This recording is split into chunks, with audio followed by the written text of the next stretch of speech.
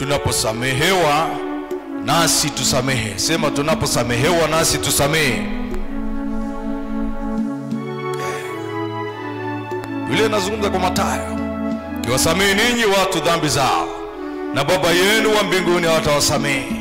Kuna watu wana mafurushi makubwa katika mioyo yao, mpaka yamewaletea magonjwa, kisukari na presha, kwa sababu amebeba watu katika moyo.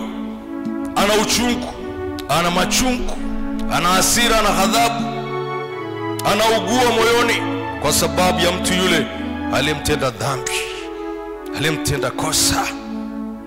Natakiwa msamehe. Yesu mwenyewe aliona uchungu sana, akasema mimi ndimi niafutaye makosa yenu kwa ajili yangu mimi mwenyewe. Haleluya.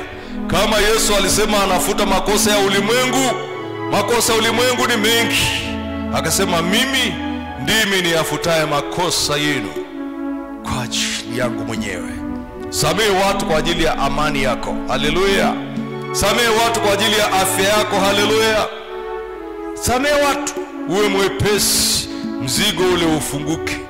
Uwe mwepesi, utoke hali ya kuinama na machungu hayo, ungae uso. Najua kwa mtu kuchukia kila saa, hata mifumo ya kemikali katika mwili wako inakwenda vibaya.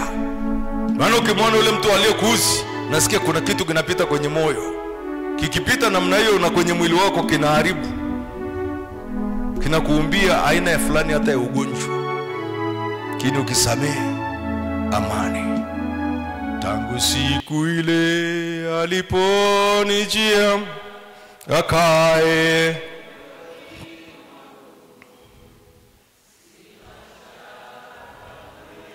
kwa sababu yeye yu nami moyoni mwangu, amani, amani moyoni